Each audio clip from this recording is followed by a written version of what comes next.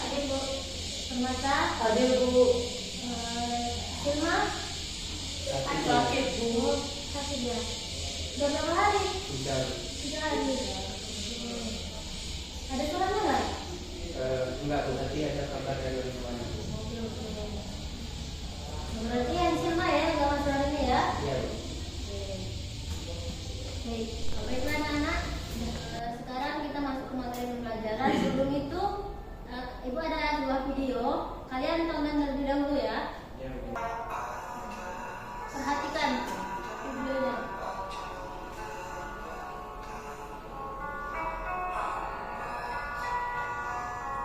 Nah, dari gerakan tangannya, dari cara tampilan geraknya, itu perhatikan ya.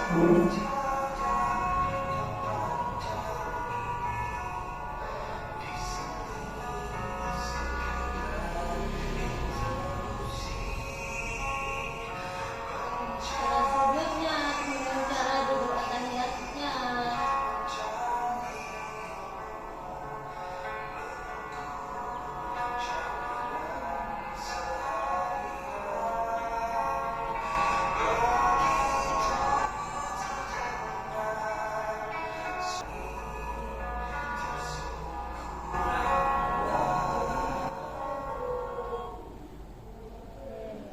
Oke, udah tadi udah nonton videonya ya.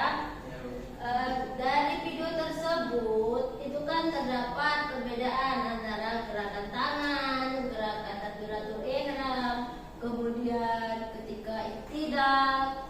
Nah, semua itu inilah yang akan menjadi materi kita pembelajaran pada hari ini, yaitu perbedaan mazhab. Mazhab itu berasal dari kata zahaba yang artinya jalan yang ditempuh. Nah, setahu kita kan kalau dalam bahasa Arab dalam mufradat itu zahaba artinya berangkat. Tapi dalam kaidah fikih itu zahaba itu artinya jalan yang ditempuh. Terus mazhab tadi apa Ibu? Dalam ilmu fikih, mazhab ialah pendapat atau aliran atau pemikiran seorang imam atau seorang mujtahid dalam memahami hukum Islam. Maksudnya gimana memahami hukum Islam? Yaitu bagaimana dia memahami sesuatu itu dari akal pikiran mereka, seperti itu. Bersumber dari apa mazhab tersebut? Yang pertama ini bersumber dari kitab suci. Kitab suci umat Islam ialah Al-Quran. Kemudian yang kedua yaitu hadis Nabi. Kemudian yang ketiga ijtihad, yaitu penalaran. Orang yang beristihad itulah yang disebut dengan mujtahid. Imam mujtahid itu ialah orang yang melakukan penalaran atau melakukan pembaruan dalam dunia Islam. Seperti itu. Kemudian selanjutnya, yang selanjutnya yaitu perbedaan pendapat dalam fikih, yaitu 4 mazhab tadi. Sebelumnya ada yang tahu nggak? Siapa saja 4 mazhab tersebut? Belum tahu. Oke. Ibu akan Ibu jelaskan. Yang pertama itu mazhab itu ada 4. Yang pertama yaitu mazhab Hanafi, kemudian yang kedua mazhab Maliki, yang ketiga Syafi'i, dan yang keempat yaitu Hambali. Nah, Bu, kenapa berbeda gitu kan? Nah, berbeda itu dalam Islam, kalau dalam perbedaan mazhab itu diperbolehkan. Kenapa Bu diperbolehkan? Karena sama-sama tidak. Jadi begini anak-anak, dalam Islam itu ada 4 mazhab besar. Jadi itu dikatakan aliran atau pemahaman atau pendapat itu karena imamnya yang memahami atau ulamanya berbeda-beda. Beda ulama nanti akan beda cara memahami dalilnya, beda pula cara nanti praktek di lapangannya. Nah, seperti ini tadi kan yang sudah Ibu jelaskan tadi, bahwa dalam 4 mazhab itu banyak perbedaannya dalam membaca suratul Fatihah, kemudian dalam kesentuhan dengan lawan jenis, kemudian mengenai zakat, pasti berbeda. Kemudian tadi di video di awal tadi seperti takbiratul ihram berbeda, seperti iktidal berbeda. Nah,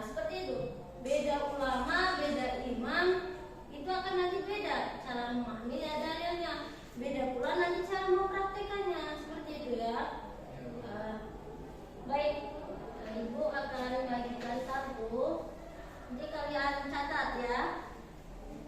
Bagikan kartu ke mata, kemudian Reza, kemudian tugasnya kalian catat harus sekalian. Nanti setelah dicatat kalian akan ingin ibu maju satu persatu untuk mempresentasikan apa yang sudah kalian dapat dalam kartu tersebut ya. Ibu kasih waktu 5 menit, silakan dikerjakan. Sudah anak-anak, waktu sudah habis ya. Silakan Tina untuk membacakan hasil ininya, catatannya. Ya, berdiri di sana nggak apa-apa. Jadi yang ibu kasihkan tidak membatalkan wudhu. Itu yang dapat saya. Oke, baik. Kita beri dulu ya untuk Yana. Oke, saya Reza untuk ini membacakan hasilnya. Yang ini Imam Ahmad bin Hanbal, tidak ada doa kunut di sholat subuh kecuali ada musibah besar, selalu mengutamakan hadis daripada pendapat akal, menyentuh lawan jenis tidak selalu membatalkan wudhu. Oke, sekarang Giliran Permata. Baik, saya akan membacakan yaitu Imam Malik bin Anas. Beliau dipercaya seperti cara ibadah warga Madinah adalah warisan langsung dari Nabi. Dalam ibadat, tangan dilepas ke samping tubuh saat sholat tidak dilipat. Yang kedua, basmalah tidak dibaca dalam Al-Fatihah. Tidak ada doa kunut saat sholat subuh. Menyentuh lawan jenis membatalkan wudhu. Gini, sebenarnya kalau di ini perbedaannya dari ketiga itu tadi itu terletak pada bagaimana itu hukumnya menyentuh wanita tersebut tadi. Di sana disebutkan di Imam Ahmad itu tidak membatalkan ya. Nah, sedangkan di Imam Abu Hanifah itu tidak membatalkan jika tidak disertai syahwat. Nah, dari ketiga itu sebenarnya sama. Dia nggak jauh beda. Nah, yang jauh beda ini yang agak sedikit ada beda itu di Imam Muhammad Al-Syafi'i atau Mazhab Syafi'i.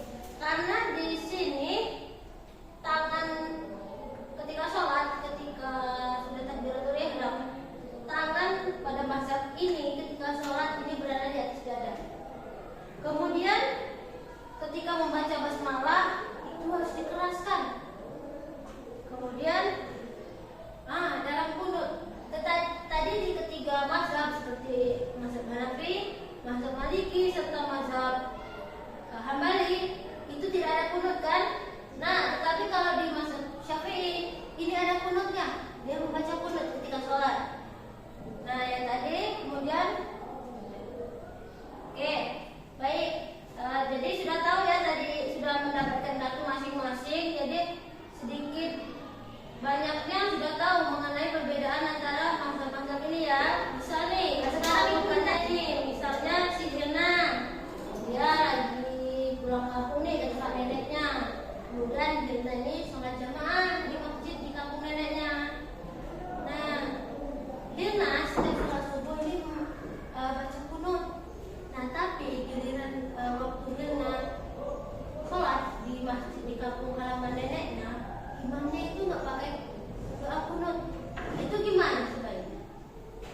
Ada saya gimana? Menurut saya sih informasi tentang pakai sholat kunut walaupun Imamnya enggak gitu ya? Nah, kalau menurut Jena gimana? Kalau menurut Jena tetap harus mengikuti imam di masjid. Oke, benar. Yang menurut dikatakan Jena itu benar, dan dikatakan Reza itu kurang tepat. Bukan berarti salah ya, kurang tepat. Jika kita berjamaah, itu kita harus ikuti imamnya. Jangan yang sebelumnya kita biasanya pakai kunut, kemudian imamnya nggak pakai kunut, kita mau kunut sendiri gitu ya. Jangan, kita harus ikuti imam. Loh Bu, nanti nggak sah loh Bu sholat saya karena saya biasa pakai kunut.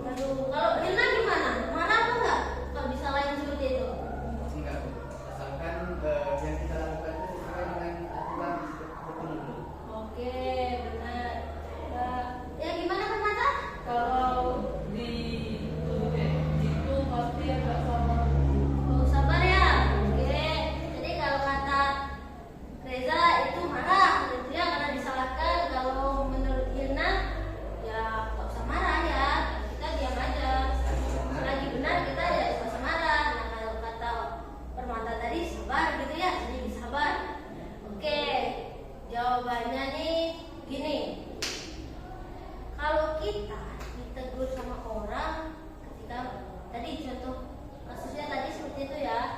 Nah, jawabnya sebenarnya kita itu harus sabar. Benar yang dikatakan bermata. Jangan bukan malah kita marah-marah itu kan kenapa kamu nyalain saya gitu kan.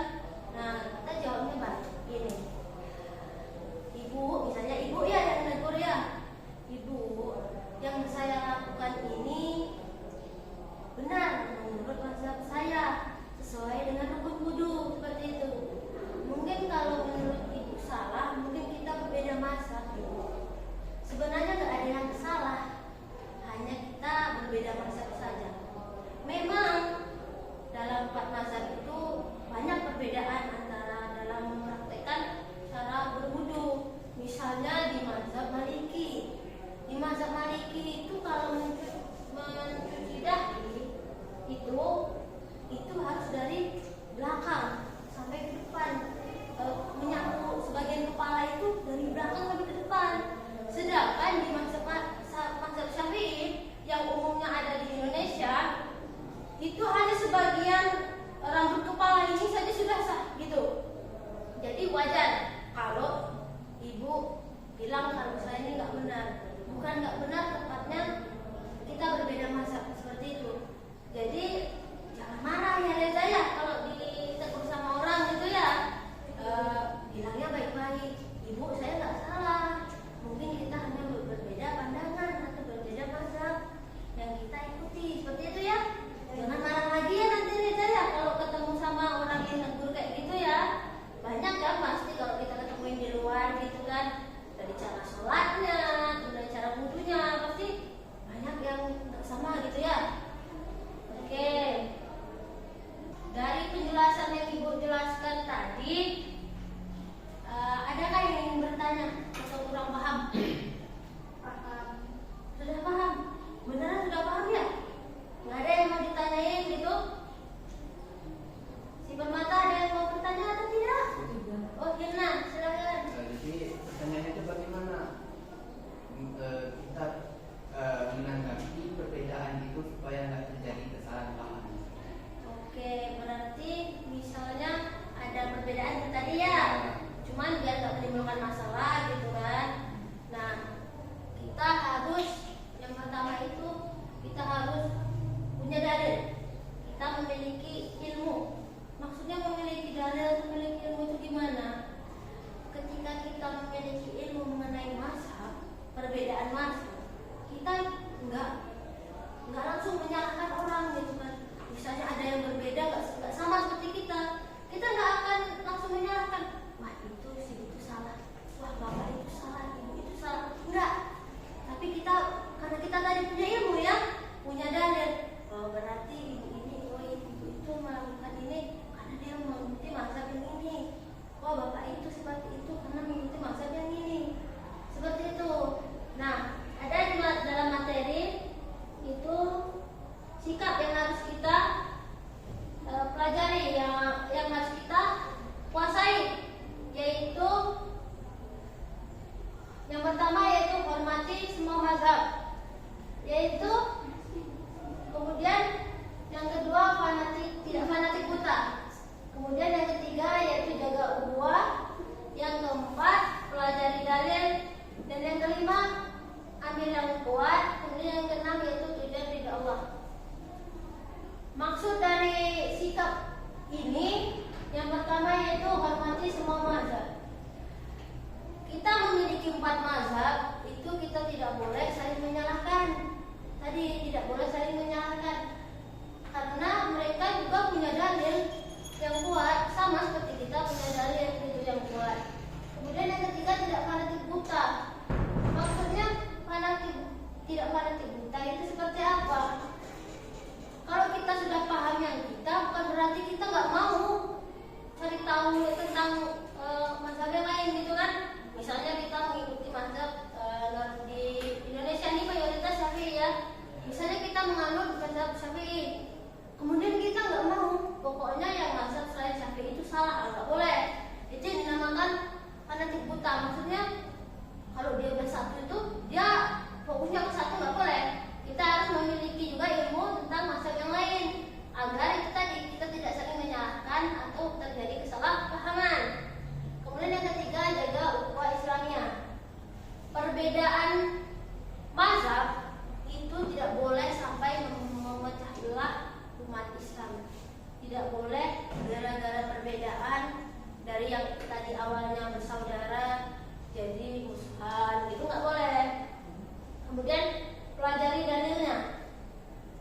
mempelajari dalilnya ini apa maksudnya? Maksudnya setiap mazhab itu kan memiliki dalil yang dipegang kuat. Untuk apa? Untuk dia menjadi pedoman yang mengikutinya. Jadi kalau kita mengikuti Syafi'i, yang kita pelajari yang Syafi'i, dalil Syafi'i itu kenapa dia Syafi'i ini. Kemudian yang Hanafi, kenapa Hanafi ini, dia dalilnya apa. Kemudian yang Maliki itu bagaimana, kemudian yang Hambali itu bagaimana. Kemudian yang kelima, ambil yang terkuat. Maksudnya ambil yang terkuat apa? Ketika empat itu kita sudah tahu, sudah mempelajari dalilnya, nah tinggal kita, cara pandang kita, menurut kita tuh mana yang paling kuat, yang paling pas dengan kita gitu. Kemudian yang keenam yaitu tujuan utamanya yaitu ridha Allah. Pada dasarnya semua mazhab, keempat mazhab itu tujuan utamanya ya hanya ini. Apa? Mencari ridha Allah, yaitu mendekatkan diri kepada Allah. Dalam hadis riwayat Al-Baihaqi aja disebutkan bahwa perbedaan pendapat dalam umatku ialah rahmat. Seperti itu. Oke. Dari penjelasan Ibu tadi, apakah sudah paham? Oke. Ada yang bertanya lagi? Tidak? Atau sudah paham? Benar sudah paham? Oke. Kalau sudah paham, Ibu akan melanjutkan tugas ya, di kalian isi ya. Ini untuk Permata, ini untuk Reza, kemudian ini untuk Firna. Ini ada yang Firma tadi ya yang nggak masuk ya. Oke, Ibu kasih waktu 5 menit untuk kalian mengisi. Nanti kalau sudah silakan dikumpul ya. Oke, yang kerja tangan ya, jangan mulutnya, kerjain sendiri-sendiri ya.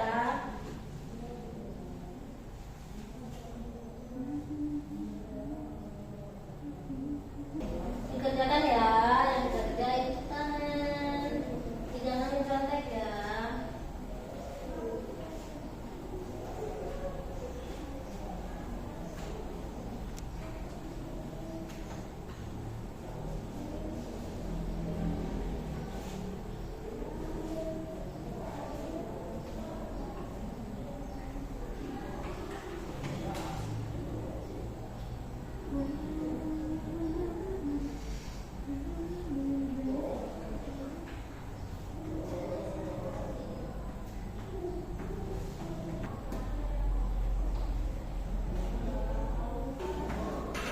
Oke, sudah selesai atau belum?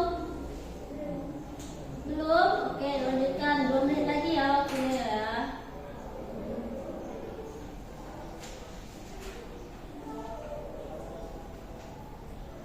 Nah, jangan mencetikkan HP-nya ya, nah, dikerjakan sendiri-sendiri. Enggak perlu kan? Oke, sudah ya, waktunya sudah habis, silakan dikumpul. Oke, ayo. Dulu. Oke, ayo, waktunya sudah habis nih.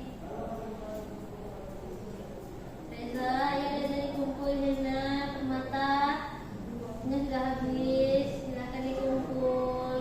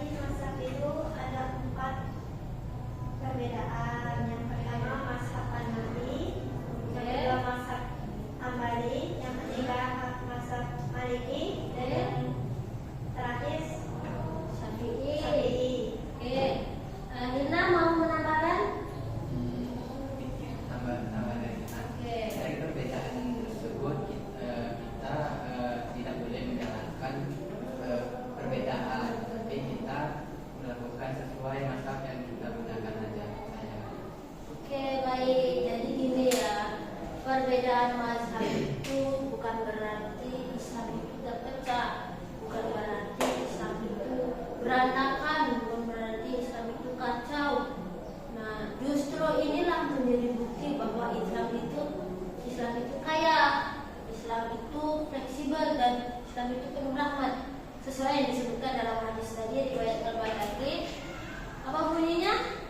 Perbedaan itu dalam umatku ialah rahmat. Seperti itu. Nah, justru inilah menjadi bukti bahwa Islam itu kaya, Islam itu fleksibel, dan Islam itu penuh rahmat. Sesuai yang disebutkan dalam hadis tadi riwayat Al-Baihaqi. Apa bunyinya? Perbedaan itu dalam umatku ialah rahmat. Seperti itu. Itu bukan mencari mana mazhab yang paling benar, mana mazhab yang paling pas, tapi tugas kita itu menghargai perbedaan yang ada, menghargai mazhab yang ada. Karena sesama muslim itu kita harus saling menghargai, menghormati, selama itu ada dalilnya, selama itu benar, itu kita hargai dan kita hormati. Oke, untuk kepada tugas kalian di rumah. Tugasnya apa, Bu? Tugasnya kalian di rumah tanya ke orang tua, ayah, ibu, kakek, nenek, ataupun siapapun yang ada di rumah. Kemudian kalian tanya apa mazhab yang mereka ikuti dan kenapa mereka mengikuti mazhab tersebut. Nah, Ibu minta nanti minggu depan kalian akan ceritakan hasil yang kalian dapatkan dari tugas itu ya. Oke, mungkin untuk pelajaran kita hari ini Ibu cukupkan di sini. Baiknya kita ucapkan kalimat alhamdulillah. Alhamdulillahirabbil alamin. Dan doa kafaratul majelis. Subhanakallahumma wa bihamdika asyhadu an la ilaha illa anta astaghfiruka wa atubu ilaik. Baik, demikian yang dapat Ibu sampaikan. Yang kurang mohon maaf. Jurul kalam Allahul muwaffiq ila aqwamit thoriq. Assalamualaikum warahmatullahi wabarakatuh. Waalaikumsalam warahmatullahi wabarakatuh. Jangan